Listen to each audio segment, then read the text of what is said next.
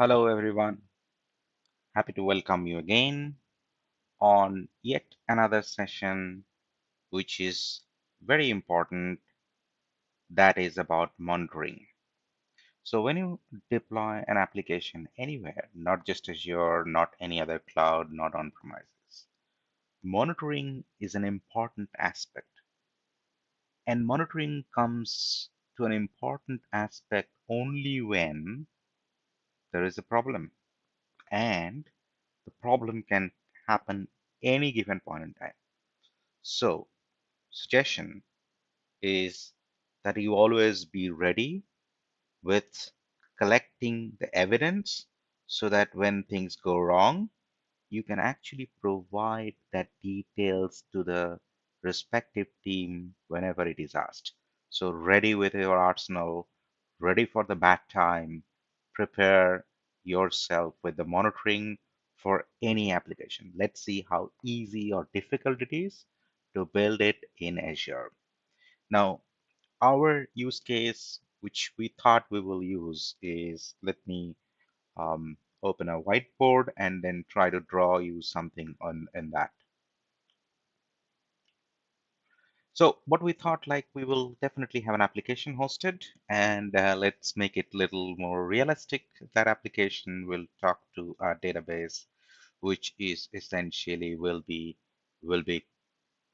going into a different resource outside of the main resource, and we'll be accessing that. So let's assume that you have a web application which is kind of running here. Think of this as an application. This is your database, and it is reaching out to the database, getting the data back, right? So this is your DB, this is your app, okay? And you can call it from your local laptop through the browser because it's a public website. So you call it, it fetches the data and sends you or does something, right? So that's a very, very simple application. And off the shelf, I took that application and deployed it Azure, okay? And it is running fine. Now, how do I ensure that all the data are now going back to Azure? A couple of things which I'm going to use over here will be, I'll be using something called Azure Monitor. But inside Azure Monitor, there are things which allows you to collect the data for various different use cases. So from an application perspective, because application not just collects the data from the operating system event and logs, but also can collect the data from within the application if you try to inject the code. So for example, you have a method, okay? And that method is basically going to your database, um, validating your query and inserting the record. So there is a bit of activity happening. And because it is not happening within that application, it's happening outside of that server in a database, which either could be within Azure or outside Azure, you can still measure the time taken within the application by writing or injecting a custom code. And it is not just always about error or problem. You want to collect the data. Let's say you want to see who the user was, why it was slow, but why it is taking more than a certain period of time, right? If it is like that, so you want to collect the data and keep it in the log for future references. So those kind of extra additional value can be inserted through this orchestration or extra code, which you'll see later. But you observe here that we have an application. So we can say we have a web application. So we call it web app or app service. That's a service. We do have database. That's a database. And then we use something in between to monitor this application in such a way that this is kind of observing this, anything close through this, wherever it is calling the, let's say a laptop is calling this, it will be basically connecting. So this is going to be like all sort of activity happening in this application space. So let's see how you can do that. Now those components which we have identified here are required app service where the application will be deployed, and we call it as app insights. Okay, this is a service which is part of bigger Azure monitor. So it's sort of like a higher umbrella within which this app insight stays. So let's see how that goes in. If I now, let's say, go back to my demo machine and try to open that browser. If you see over here, in this, I have got few things pre-created. So I created this website, I created this app insight. Creating a app service or app insight, just a wizard. What I also have is a sample code which I have written, which I wanted to just walk you through quickly. It's a very simple sample code, which is using a table kind of structure like a ID and title, which is basically my SQL table. And I'm connecting that into a specific database, which I have hard coded over here. And I am just inserting the data to the table. Fairly simple entity framework core is being used here. If I go into the index.cshtml, the code part of it, I will be able to see like I'm calling a method called connect to SQL and insert the data. So if we go a little down, it is basically every time this index page is hit, it is going to go ahead and add a random record to that table. And random generator is also there, which generates a random string so that it can actually become a unique sort of string. Fairly simple.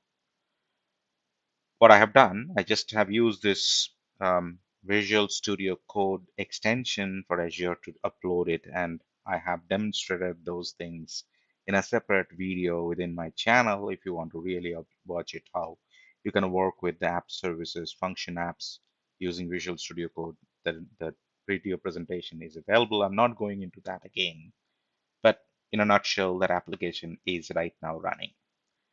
To check what exactly it is running over there, you can just go ahead and click the URL. You see that URL is available. It's a public URL and it opens the website. Though it doesn't show anything in that page, but behind the scene, it inserted one row to the SQL database. Okay. And if I may go back into the SQL Server just to demonstrate that it's happening, right? So if I go into this monitor, and we do not have SQL database here, so SQL must be somewhere. If I go to SQL databases, I have got one database, and if I go into the query editor preview, and if I remember the password correctly, it should let me in.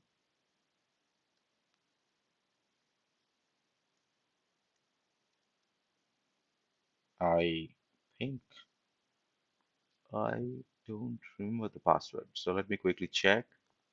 Mhm.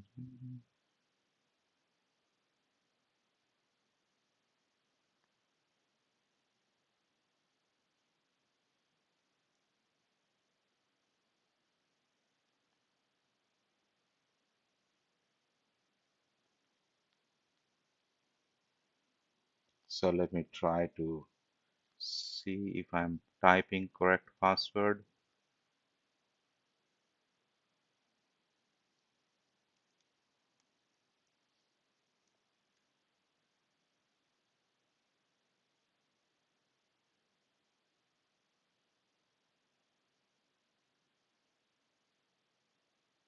Okay. So I basically have to add that firewall rule, you can see that it is not allowing me to log into this IP address, and I allowed that firewall rule, hence it is inside. I just opened this to check the demo table. It is where I'm inserting. So if I say select count star from demo table, if I just go ahead and run this, it's going to show you that there is this record. If I run again, you will probably find the record is increasing because behind the scene, I'm also running a small utility to produce this kind of problem thing. So let me stop this execution, and then you won't find it is growing anymore. So it is 859. You might find it is increased to 61, but if I click hitting, it's not going to increase. So by this small shell script, I'm just calling that homepage URL, which is inserting the record. So you can see that 61 would become 63, 64, 65, so on and so forth. So if you keep refreshing, it'll keep going, increasing because it is hitting here in this bash. So that's why it is happening. So let it happen so that we can collect some data. Now, because I have act enabled the if I go back to this home and I say that because I have enabled this application site to collect the data from this app services, just to refer to the diagram, this app services, and this is application insight. Okay, so it is collecting the data from here. So let's just now go back and see that I have got an application inside. If there is no application inside attached to it, it will show that it is nothing attached to it.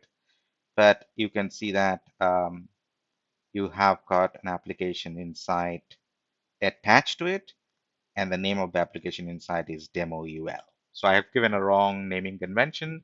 So you should properly follow the naming convention, which will identify the right thing in the right way. Even at the bottom, you can see that it also provides you the .NET Core runtime, how you can use the .NET Core code and inject that. So it gives you the link to the documentation, the SDK you need, etc., etc. So SDK in the .NET world, maybe you have to probably download the NuGet packages, right? So you can see that you have got application in interop, you have profiler and all other different things available. So I'm not going to go into that level, but what is most interesting part of this application insight is that if I click on the view application inside data, it takes me to a dashboard of the application inside, and you can see that some activity is happening because I'm running this bash script. So this is still running, it is still doing something, so it is just collecting the data. But I'm seeing a bit older data. You can see that if I say 30 minutes old data, it will probably have because I'm just trying it out. But if you want to see the live data, let's say what is exactly happening at this point in time, you might find something showing up in that portal.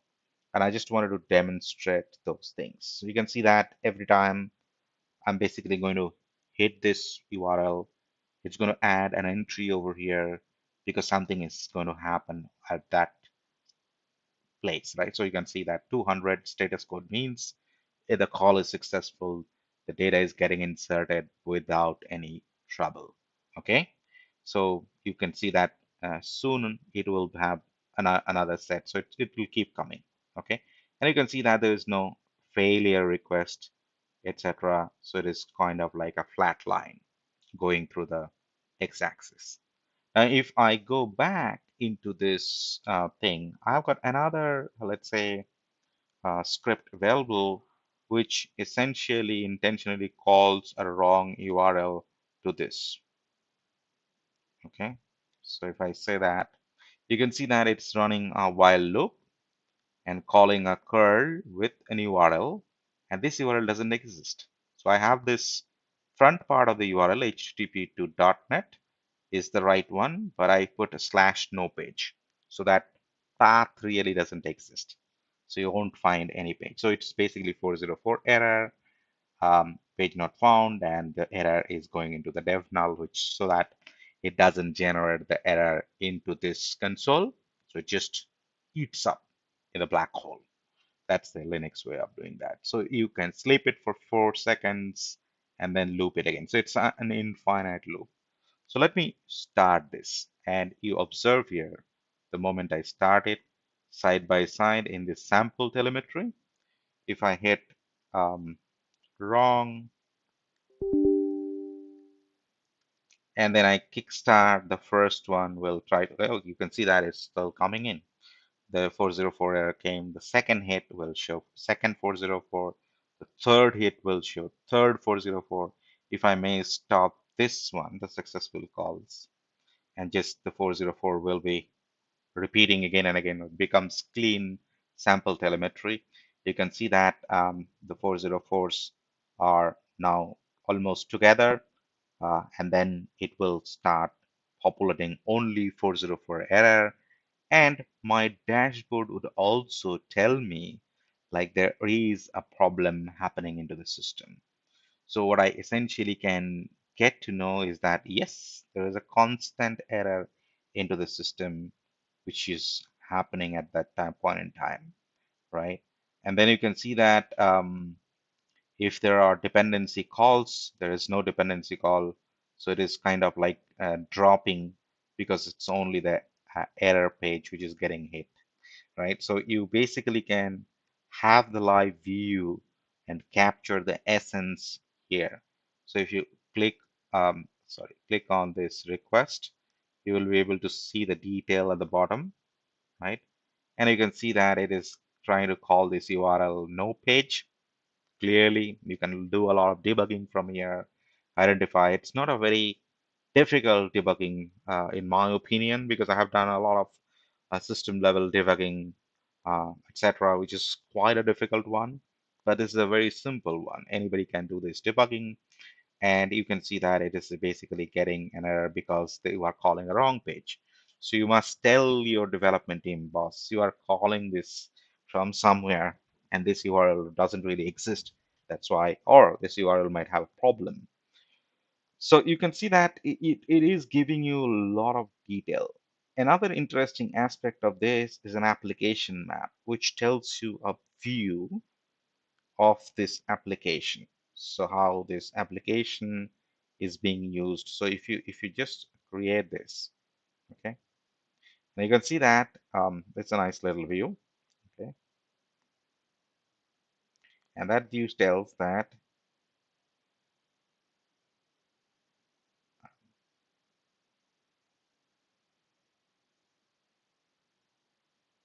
I'm going to go to application map, and you can see that it is giving you this layout, and this is my application, and it is using a profiler to collect the data, and also a SQL server is getting called, and you can see that time is taking 206 milliseconds.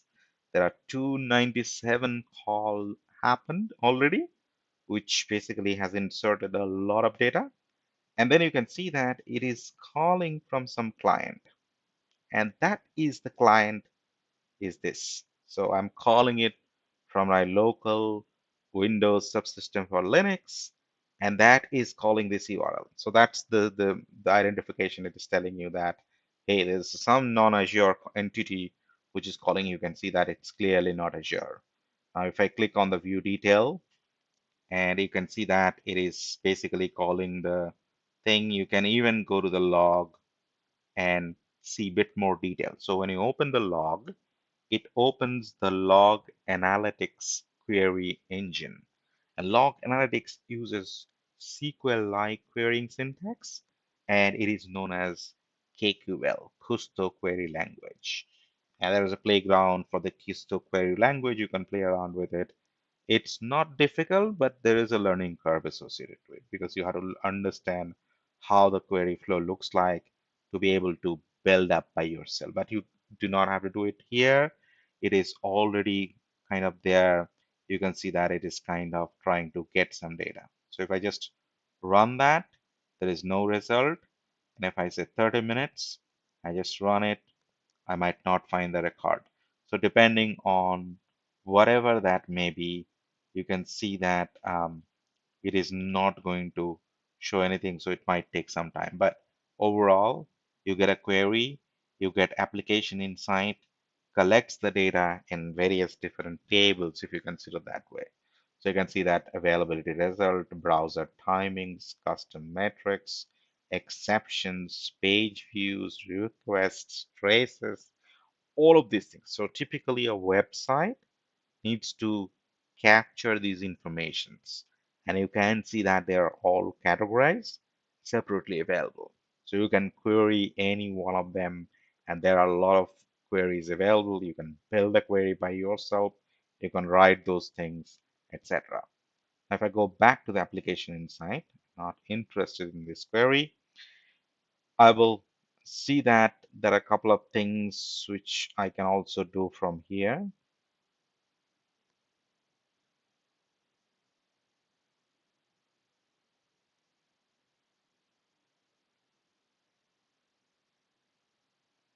I can create an alert, which means that I can say that if your system is generating 404 error, let me send that email to a group of people.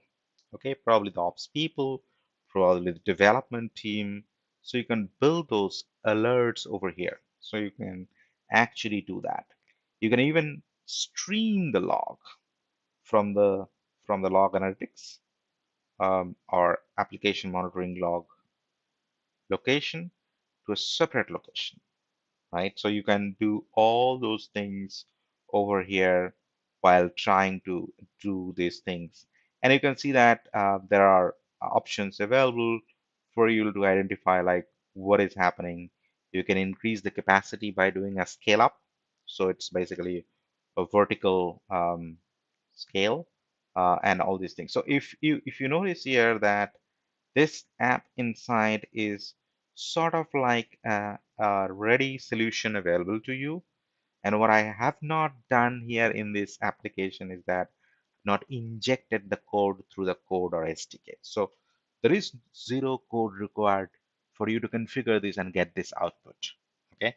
So basically, you don't need to write a single line of code. You can pretty much have your application, and when you deploy that application, you say that, hey, deploy it in app service, but also have an application inside monitoring that app service, collect the data to a log analytics. Okay, that's all you need to say. What essentially you can also do is that add additional log to it. So that's what we have discussed earlier also, how to use that SDK. But you just can understand that if you have a developer who wants to send some additional data for future debugging purpose, pretty much possible. And that doesn't impact your application performance, just to call out that. So a lot of people think that adding additional lines of code into your application might impact the application performance, but they run in a separate thread. They are not bothering each other. Dumping the log into application inside is asynchronous, and the application code flow happens in a different thread, application log, and it doesn't really hold your application for a longer period of time just because it cannot reach the application inside service. So for example, let's say I delete the application inside, or I change the key in the application inside, or I change the authorization rule in the application side. So my application injector will not be able to authenticate and authorize itself. Hence, it will be not be able to do that. So, but if you just keep waiting for that thing to happen before you proceed further within the application, then there's a problem because logging is not a mandatory activity for the end user. End user doesn't care whether you have a logging or not. For them, responsiveness matters. So when we designed this, we thought of that scenario, and we made it to separate thread so that you don't have to really worry about it. So with this, I want to end my discussion. Thank you for watching. I encourage you to really give it a try, play with it, and I'm sure you will love this application inside. Thank you very much and have a great weekend.